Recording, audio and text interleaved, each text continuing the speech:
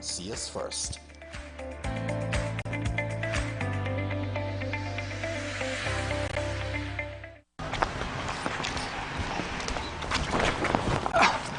Sorry. Jack? Hey. Boys, where you going with all that speed? Yeah, today's the 15th. My NIS contributions are due, and I ain't even get the forms as yet. Hold on. You mean to tell me that you're not aware that all self-employed persons can now make their NIS contributions using the MMG app from the comforts of their homes and offices? Really? And you know, I just pay my bills using MMG, you know? Yes, Jack. And the thing's simple. All you have to do is open the app, select Pay Bills, Government Services, NIS, and Pay. They will prompt you to enter your NIS number, the month you're paying for, and the amount. So, I don't need to submit any form? No. The only time you submit in a form is when you're making a claim. Wait. I could make a claim too? Oh, no, man, Jack. You didn't know that? Yes. All self-employed persons are entitled to all benefits from NIS. Well, except for the industrial benefits. And here's the good part. All of their forms, you can download them from the NIS website. Well, girl, I'm really glad I bumped into you. Anyhow, make sure you pay your bills later. Later? I gotta sit down right here and pay my contributions first. Take care. For further information, please visit the website at www.nis.org.gy, the National Insurance Scheme Facebook page, or your nearest NIS office.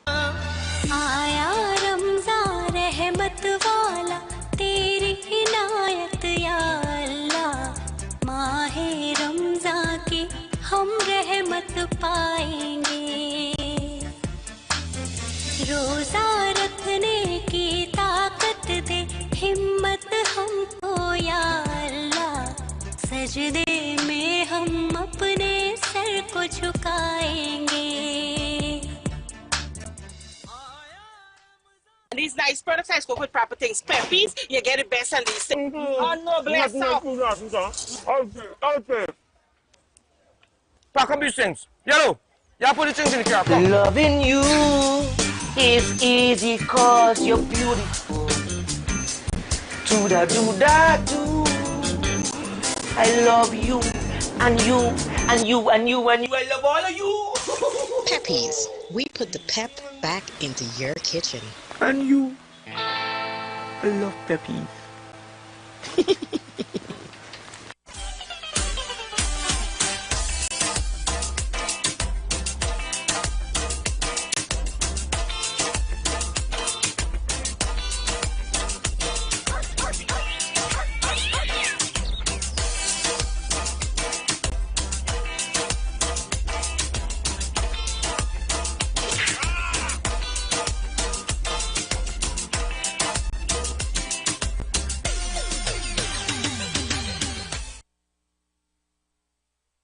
Until June 30th, buy a 15-piece or larger bucket at KFC for the chance to win a new Toyota Rush.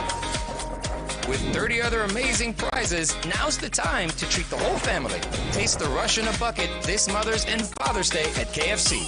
It's not just good, it's finger-licking good.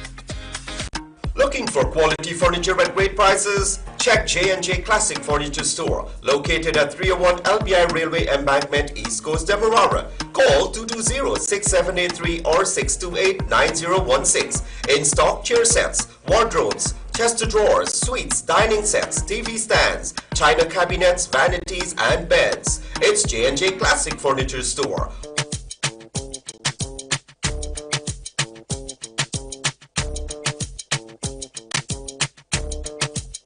Call 220-6783 or 628-9016.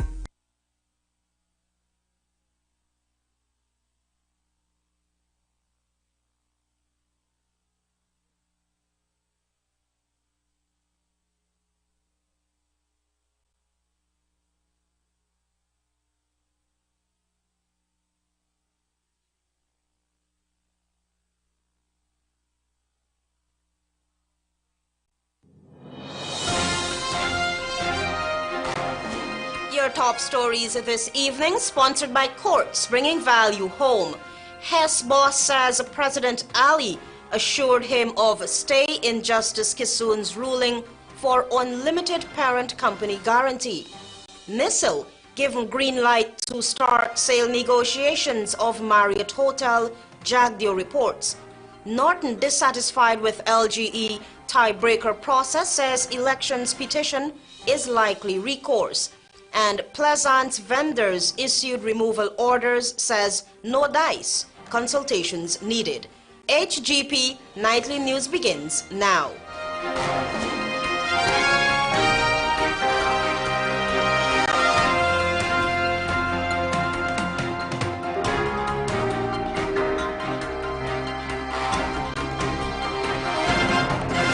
Good evening to our viewers here in Guyana and online. I'm Aletha Grant with the Friday, 23rd June 2023 edition of the HGP Nightly News. Here's what you need to know this evening. A recent ruling by Justice of Appeal Rishi Prasad has come under the microscope after Chief Executive Officer of Hess Corporation, John Hess, revealed that President Irfan Ali was very emphatic that a stay of execution could be issued in the case against ExxonMobil for unlimited parent company guarantee. Last year, September, the president of the Transparency Institute of Ghana, Inc., TIGI, Fredericks Collins, and Guyanese citizen Godfrey White moved to the High Court seeking to get the Environmental Protection Agency, EPA, to implement the liability clause in the permit issued to ExxonMobil Guyana for its operations in the Stabroek Block. The duo wanted ExxonMobil's local affiliate, SO Exploration and Production Ghana Limited, EEPGL, to take full financial accountability in the case of harm, loss and damage to the environment from a well blowout, oil spill or other failures in the Stabroek Block. On May 3 of this year, High Court Judge Justice Sandel Kassoon issued an order, inter alia, directing the EPA to issue EEPGL with an enforcement notice on or before May 9 for the company to provide within 30 days unlimited parent company guarantee agreement and or unlimited liability affiliate company guarantee, together with environmental liability insurance, as is customary in the international petroleum industry. Dissatisfied with the ruling, EPA appealed the decision, and Justice of Appeal Rishi Prasad granted a stay on the High Court order and also ordered EEGPL to lodge a US $2 billion guarantee pending the hearing and determination of an appeal against the lower court's decision. However, the Chief Executive Officer of Hess Corporation, John Hess, revealed that President Irfan Ali was very empathetic that the appeal court would issue a stay of execution. First of all, this is something the government disagreed with, we disagreed with. You had a judge that got a complaint from an environmental activist. I mean, it happens in our country as well. And said, you know, basically the joint venture had to have unlimited liability in terms of the developments, otherwise production had to cease. And I can tell you the president was very emphatic that a stay would be put in place. Hess, who made the statement at the J.P. Morgan 2023 Energy, Power and Renewables Conference, said that the issue had been put to bed. The stay was put in place. There is no impact on production. And I think this is just a case of the judge not understanding what the petroleum legislation was or the petroleum requirements of our production programs were, and I think that matter's been put to bed. There was a lot of noise about it, but it was basically noise. A date has not been set for the hearing of the appeal. However, the appellate court is expected to rule soon on Attorney General Anil Nandlal's application to join the proceedings. Renata Burnett, reporting for the HGP Nightly News. The National Industrial and Commercial Investments Limited, NISL, has been granted approval by the government to kickstart sale negotiations for the Guyana Marriott Hotel to American company XLLC. This was announced by Vice President Bharat Jagdeo. However, Alliance for Change leader Kemraj Ramjatan laments that no feasibility study was ever done to determine the hotel's profitability. More details in this report. The Vice President debriefing reporters on government-related matters on Thursday at a press conference revealed that the $90 million bid submitted by American company XLLC for the hotel was determined the highest one by NISL following evaluations. NISL has completed that evaluation.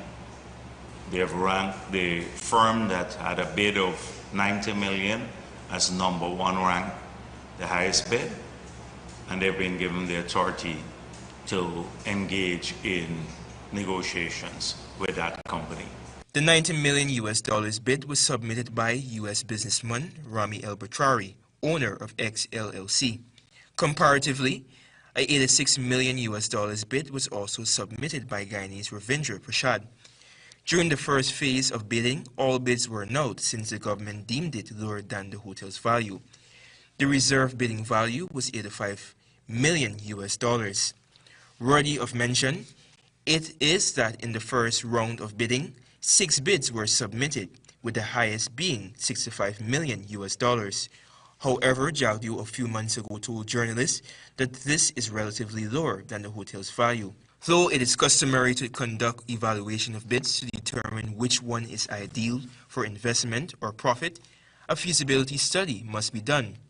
It will determine whether the state-owned property is indeed profitable. This was explained by Alliance for Change leader and attorney at law Kemraj Ramjatan. He added that these are basic principles in property law. First conditionality is to ensure that indeed you have that done to know what cost to the people of Guyana was incurred to get it to that state as it is. And the second, to do a feasibility study as to whether it is profitable to hold on to it now or whether it is going to be an unwise thing to do. And let us hear the experts in it. Nightly News perused a forensic audit report which put the value of the hotel at roughly $98 million. It is 100% state-owned. The Marriott Hotel construction is estimated at $33 million. Antonia Day reporting for the HGP Nightly News. A man who in 2021 was accused of breaking into the Health Ministry's vaccination center and stealing several COVID-19 vaccination cards has been found guilty of engaging in sexual activity with a 13-year-old girl. Find out more from Tiana Cole. 32-year-old Mark Samuels was found guilty of engaging in sexual activity with a 13-year-old girl on January 27, 2021. Samuels was on trial before Justice Navindra Singh at the Sexual Offences Court. Earlier this week, the jury, in a proportion of 10-2, convicted him of the crime committed against the 13-year-old child. Facts presented by the court prosecutor stated that on the day in question, Samuels touched the girl inappropriately before raping her. Following the ordeal, the teenager told her mother what had transpired, and a report was made to the police, and Samuels was arrested, charged, and later convicted of the crime. Following his conviction, the judge revoked Samuels' bail and fixed a sentencing hearing for July 13, 2023. The matter was prosecuted by attorneys at law Tiffany Lykin and Nafisa Bage. In 2021, Samuels was charged with stealing 66 COVID-19 vaccination cards from the Health Ministry's Brigham Georgetown office. At the time, he worked as a driver at the said ministry. Samuels had denied the charge, which stated that between August 22nd and August 23, 2021, at Brigham Georgetown, he broke and entered the vaccination center of the Ministry of Health and stole 66 COVID-19 vaccination cards. Following his trial, the charges were dismissed after the prosecution failed to prove their case beyond reasonable doubt. Tiana Ko reporting for the HGP Nightly News. The opposition has filed a motion with the National Assembly calling for, among other things, a monument to be constructed at the Madhya Secondary School dormitory where 20 children died in a horrific fire last month. Details in this report. The APNU AFC opposition has submitted a motion to the National Assembly calling on the government to construct a monument at the Madhya Secondary School dormitory where 20 children, including a 5-year-old boy, lost their lives due to the horrific fire. Opposition parliamentarian Ganesh Maipal, who filed the motion, also asks that the Ali-led administration declare the dormitory location a historical memorial site, which is gazetted under the Ghana National Trust for Maintenance and Upkeep. Further, the motion wants the National Assembly to call on the government to establish a Commission of Inquiry, COI, into the deadly fire after the consultation with opposition leader Aubrey Norton. In his independence message to the nation, President Irfan Ali had committed to establishing a COI. However, it has been over a month since the devastating fire and the COI is yet to be announced. The devastating Madia dormitory fire started on May 21, but the children's escape was curtailed because the building was heavily grilled and padlocked. The Ghana Fire Service had flagged the dormitory as a hazard in November of last year and February of this year, but nothing was done.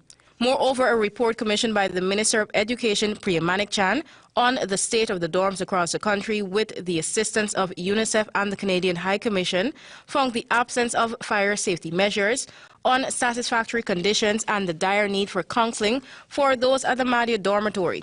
There have been calls for the ministers with the purview of the dorm to be held accountable, but President Ali has been turning a deaf ear. Several picketing exercises were held. A 15-year-old girl was charged with the fire but has denied the allegation. Renata Burnett, reporting for the HGP Nightly News. More news after this break. Stay with us.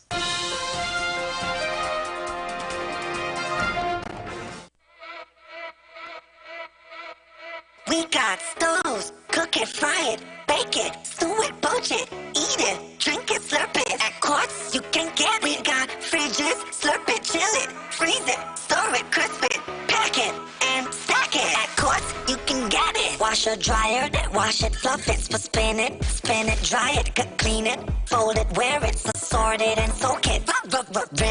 Rinse it, load it. SDA gon' make you blend it, crush it, toast it. At Quartz, you can get it.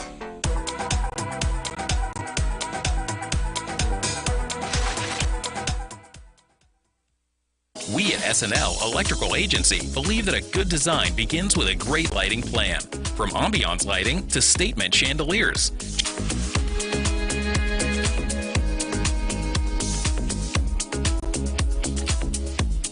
Trendy LED fixtures, we've got it all. Layering your homes with lights is the key to creating spaces that welcome, comfort, and inspire.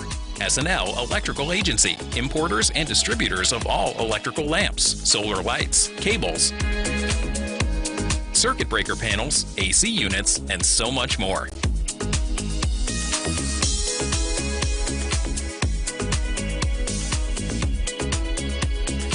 SNL Electrical Agency, 179 to 180 Thomas Street, Kitty. Telephone 226-3018, 223-1634. With 70% ethyl alcohol, Mighty Foam Hand Sanitizer eliminates 99.99% of all germs and even moisturizes in the process, leaving your skin clean and hydrated. Mighty Foam Hand Sanitizer. How do you stay clean? Krishna Roth Establishment. No job is too small or too large. We specialize in all types of fabricating, machinery, excavator repairs, rice field pumps, and hydraulic hoses. Visit us at Lot 113, Block CC Monrepo, East Coast, Demerara, or call 220-9624, 616-9416, or 619-7880. At Krishna Roth Establishment, no job is too small or too large.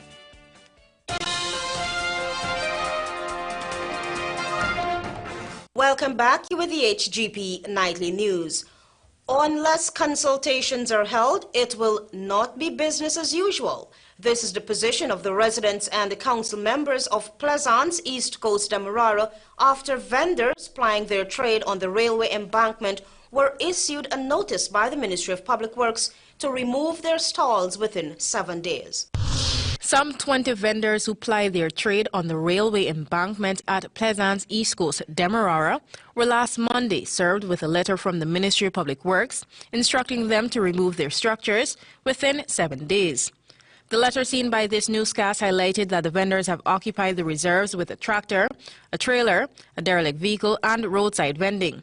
On Friday, Chairman of the Pleasance Neighborhood Democratic Council, Rodwell Lewis, described it as heart-rending that the Ali-led administration would see it fit to not follow protocol by bypassing the NDC to issue letters to their residents. If they want to use the big stick method, the only alternative is that they will be greeted with same. So if by no means they don't want to come and sit with us and have good consultation. According to Lewis, if this decision is to be carried out by the ministry, persons who depend on vending for their daily bread, especially single-parent mothers, will lose their only source of income. It is only fair for the residents of Plaisance who will be directly affected by such a decision to be included in the consultations, Council Member Conway Douglas posited. He added that the intention of the residents is not to hinder development, but to be informed on the way forward. The ministry and the minister and his servants owe us to come and say exactly what their intentions are. They gave us no demarcation or specification to say how far we should remove. In an invited comment on the issue, leader of the opposition, Aubrey Norton, said he will support whatever decision the people of Plaisance decides to take. I'm in agreement they shouldn't move at all. Right along that road, there are other people that have places in the area that they're talking about, and they haven't received letters. So I think they have specifically targeted the people in Plaisance. Following the recently held local government elections, PPPC General Secretary Barry Jagdeo promised that the government would deliver on all the pre-election promises made in the local authority areas they lost. APNU won in Plaisance at the LGEs. 1 week after the conduct of the elections, the vendors were served the notice. The vendors expressed their frustration over the issue. This type of work is going to directly and indirectly affect the community and the individuals within the community itself, and persons who have businesses that are operating here. But then I got a letter on Monday from somebody sharing a letter stating that, you have 7 days to remove from here. But I didn't pay it any mind because I'm thinking that I don't think that they're so brazen to do such in 7 days. At the end of the day, when these people come and issue this letter stating that we have to move it X amount of time, how could you be taking bread out of someone's pocket without the council well aware that we have to move? Renata Burnett, reporting for the HGP Nightly News. A robbery attempt on a businessman at the Citibank was foiled on Friday morning. According to reports, at around 10:15, the businessman visited the Citizens Bank location at Thirst Park, Georgetown, and while conducting a transaction, he was approached by the suspect who attempted to rob him. An alarm was raised and the security guard and the suspect got involved in a scuffle, but the suspect managed to make good his escape. Following the attempted robbery, the bank closed off operations for the day and all transactions were deferred to the Camp Street branch. The People's Progressive Party Civic on Thursday won another 2 constituencies following the June 12 local government elections after tie-breaking actions were taken. However, opposition leader Aubrey Norton is maintaining that his party has won those areas and has hinted at an elections petition being a likely recourse. Antonia Day has the details. Norton expressed disappointment at the tiebreaker process, which resulted in the PPP winning Bletanka, Korborov in Region 6. Both the PPP and APNU had requested recounts for these areas after securing equal seats. That we did not lose in that area. We won it by 5 votes. We went to it. We sent a formal letter of protest saying that we attended just to observe what was happening, but we do not agree with the process. And so as far as I know, it is something we will have to continue to act on. The tiebreaker exercise facilitated by the Ghana Elections Commission was done at the New Amsterdam Magistrate Court on Thursday. Asked what would be his party's recourse, he said an elections petition is imminent. It's an election that most likely will have to be done. What I'm not so sure is if it's worth doing an election petition. In constituency 4 of Pletanka Koborov, a local authority area, PPP candidate Adesh Tambourine and APNU candidate Deodachan Ramdat tied with 32 votes each. Both the PPP and APNU will control 2 constituencies each. The PPP, however, won more seats in the proportional representation portion of the elections, which is known as the popular vote. Noteworthy, APNU secured 140 votes, while PPP 161. Consequently, this paves the way for the PPP to select a chairperson for the Neighborhood Democratic Council, NDC. which has purview over the local authority area. Similarly, APNU and PPP tied in the municipalities of Bartica and Mahdia. However, following a requested recount of votes in Mahdia, APNU eventually recanted. The settled tiebreaker now paves the way for GCOM to announce the official and overdue local government election results.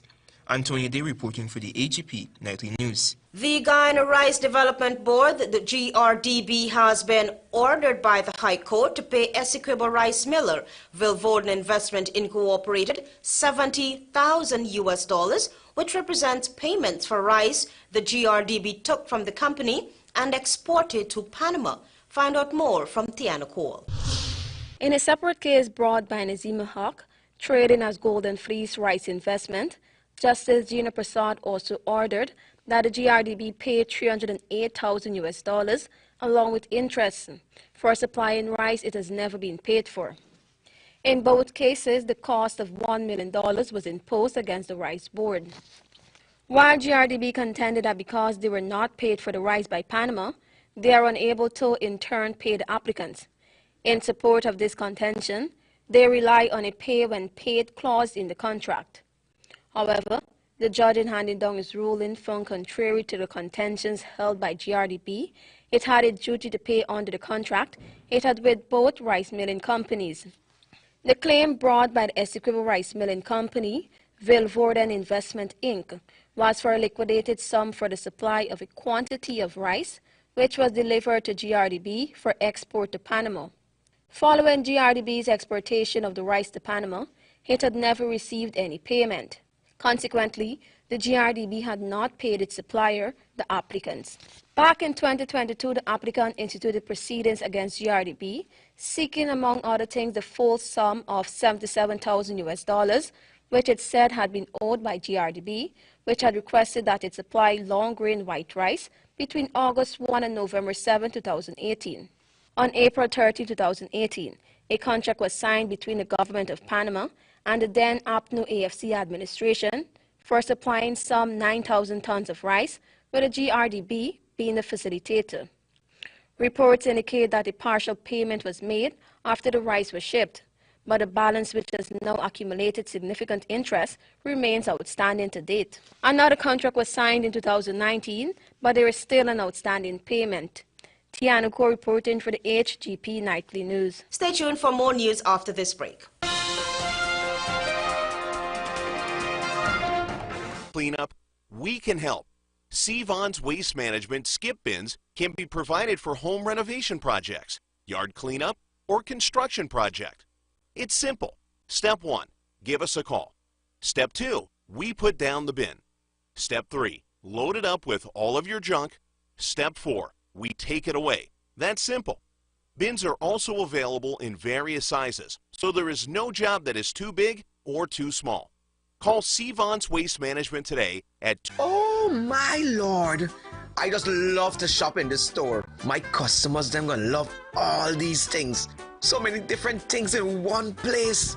Household items, electronics, toys, stationery, confectionery, exercise equipment, shoes and clothes for men, women and children, school things, costume, jewelry, perfume, makeup. Oh, look the makeup! Giftland Office Max, Guyana's favorite department store. Hey, stop, don't go away when y'all know if food, you know, y'all got fair wash your place because I did my nails.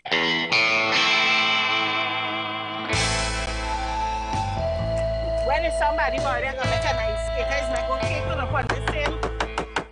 Madam, I got a call from the people in the community and they said you are disturbing the peace. You're smelling up the place and you're doing something, but your food always seems to smell good. Peppies, you get the best on these things. These things just make you cook good. I want these things are carried on for evidence. I love all of you. Peppies, we put the pep back into your kitchen. And you.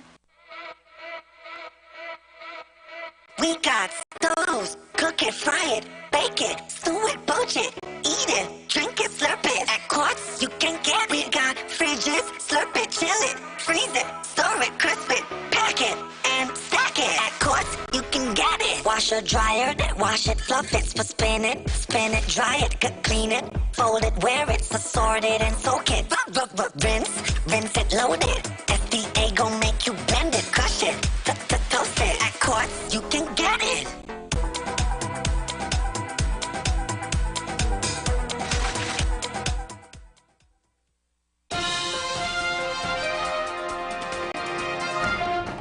Thanks for staying with us as we continue with the news.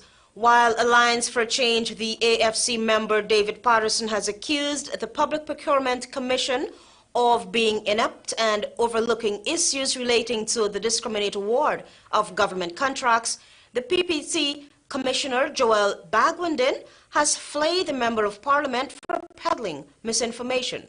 More details from Antonio Day. Doing is public days. You know what I mean? They said how they're doing training. They're claiming that the laws don't empower them. Imagine that, don't empower them to do any investigations. That was Alliance for Change member David Patterson in a recent interview with Nightly News. He claimed that the body did not probe any of these damning allegations. The Commission, according to Article 212 of Guyana's Constitution, is tasked with monitoring and reviewing all public procurement systems to ensure that they are in accordance with the law. But Patterson deemed the body defunct and inept. It's not really operating. They haven't even had the courtesy to respond. And I mean, so all our safeguard mechanisms are not functioning. But he also accused the body of not acting independently and being politically driven. Pauline Chase, Chairperson, Berkeley Wickham, Deputy Chairperson, and Diana Rajkumar, Commissioner, are among the current PPC members. They were appointed by Head of State Irfan Ali back in 2022. The Commission established its secretariat headed by Chief Executive Officer Michael Singh. The Commission formation formula is 3-2. That is, 3 government-appointed commissioners and 2 opposition-appointed commissioners. Meanwhile, Joel Bagwandin, in an invited comment, urged Patterson to stop peddling misinformation. He described the utterances as a clear attempt to besmirch the Commission's reputation. He breached the procurement law in relation to this feasibility study for the Demerara Harbour Bridge, and there were other bridges. The Commission, the PPC, as an independent body, it is answerable not even to the executive. Right? Nobody directs the Commission.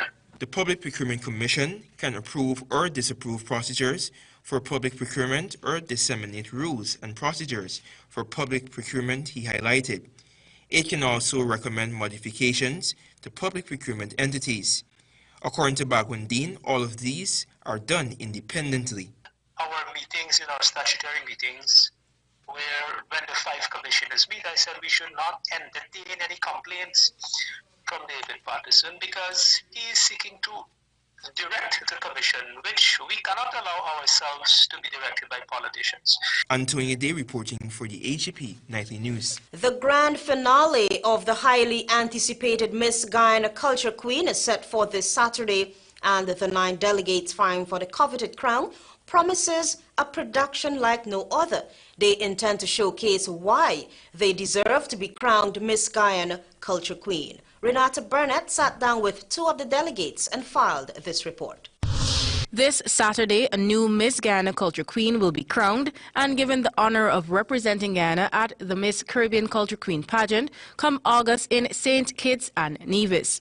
9 delegates from across a number of administrative regions have endured months of intense training and preparation in a bid to win the coveted crown and become Guyana's beauty ambassador. Kayla King, a content creator pursuing psychology at the University of Guyana, said her love for pageantry began since childhood. The 20-year-old has benefited significantly from mentorship provided during the pageant. Alicia Best was one of those people that I saw on the stage, and I think today just being able to taken. Any sort of information that she's able to provide to me is information that is very valuable.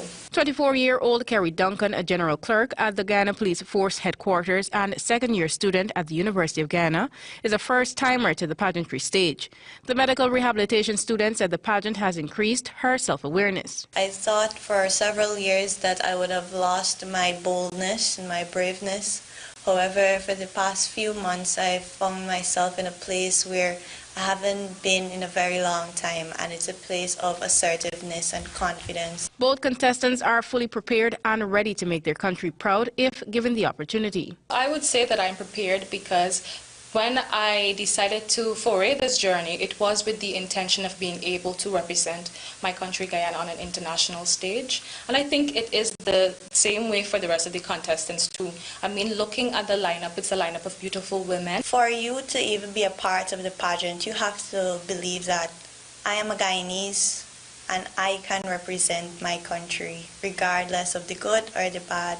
So I think everyone within the pageant, especially the contestants, we're Guyanese true and true. Franchise holder of the Miss Ghana Culture Queen, Randy Madrid, selected Ariane Dahlia Richmond in 2019 to represent Ghana at the regional leg of the pageant. Richmond secured the first runner-up title along with many special prizes. The grand finale of the Miss Ghana Culture Queen pageant will be held at the National Culture Center on June 24th. The reigning Miss Caribbean Culture Queen, Brittany Smith of Trinidad and Tobago, has arrived in Ghana to witness the coronation. Renata Burnett, reporting for the HGP Nightly News. Michael Orlando Kurica, who was wanted for the offense of murder committed on Ovale Joris, also known as Buns, at Bartica in 2006, was on Friday deported from France and will be charged with murder. Investigations revealed that Kurica departed Guyana illegally sometime in 2006 through Port Molson Creek and has made his way to Suriname, then to French Guyana, where he stayed and worked illegally. He eventually departed for France, where he was employed as a mason laborer with a French construction company. While in the company of others, he was apprehended by French police and the search was conducted on his person, which resulted in him being found in possession of a stolen cellular phone. He was arrested, taken into custody and later charged for the offense and sentenced to 9 years behind bars. On June 21, 2023, he was released and placed in immigration custody and deported to Guyana, where upon arrival, he was immediately taken into custody. Stay tuned for regional news up next. Team Extra and the one-man bands present the band's birthday.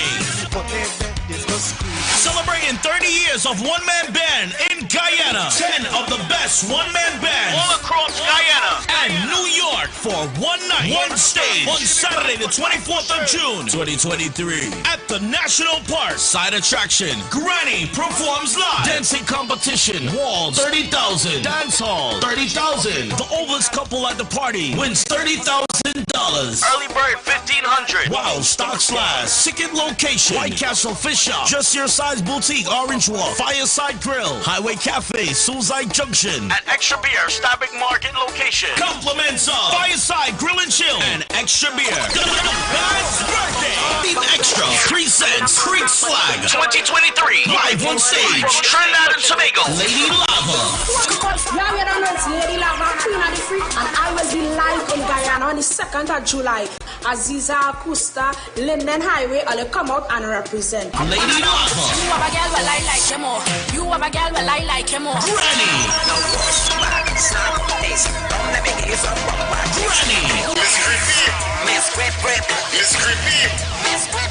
On Sunday, July 2nd at Aziza Kuza Creek. Early bird tickets $1,500. Wow, stocks last. Ticket location, White Castle Fish Shop, Just Your Size Boutique, Orange Walk, Fireside Grill, Highway Cafe, Suicide Junction, and Extra Beer, Stabic Market location. Compliments of Fireside Grill and Extra Energy Drink.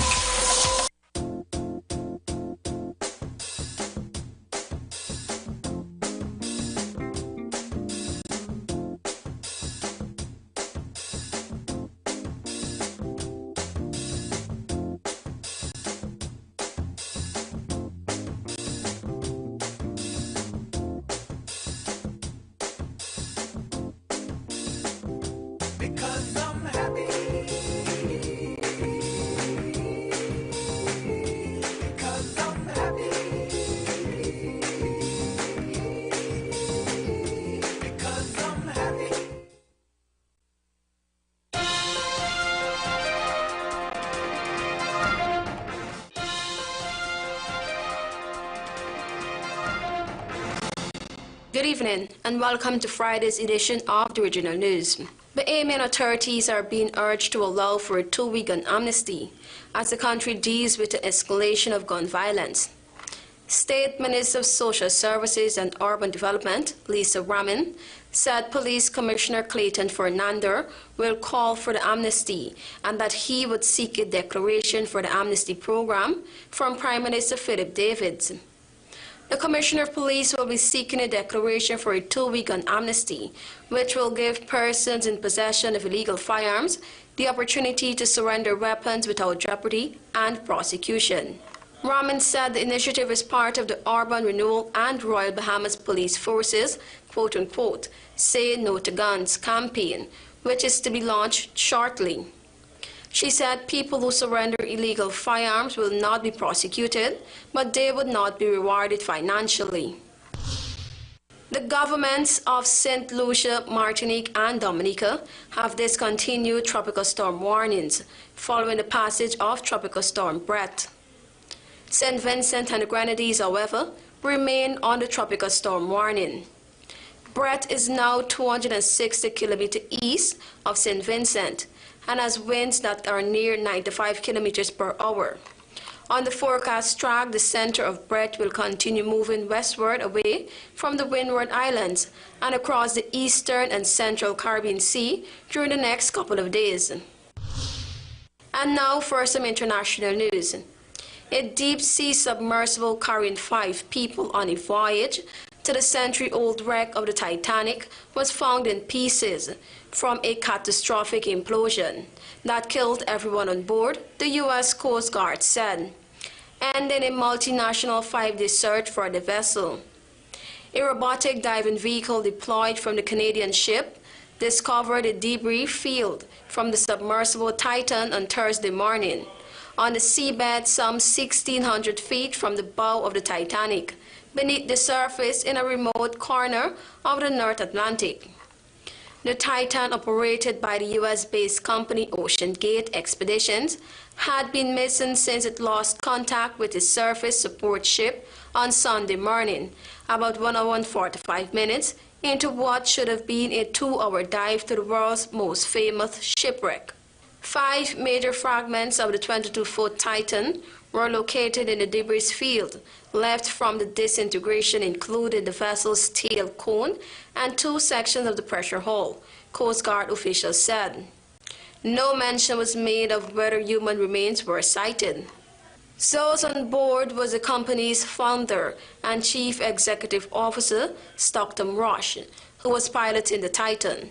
The 4 others were British billionaire and explorer Amish Hardin, 58, Pakistani-born businessman Shanzana Dawood, 48, and his 19-year-old son, Solomon, both British citizens, and French Titanic expert Paul Henry, 77, who had visited the wreck dozens of times. Thank you for watching. I'm Tiana Cole. Hess boss says President Ali assured him of stay in Justice Kissoon's ruling for unlimited parent company guarantee. Missile given green light to start sale negotiations of Marriott Hotel, Jagdeo reports. Norton, dissatisfied with LGE tiebreaker process, says elections petition is likely recourse. And Pleasant's vendors issued removal orders, said no dice, consultations needed. Those are our major headlines. For these stories and more, please go to our website. It's www.hgptv.com. I'm Aletha Grant. Have a pleasant rest of your weekend.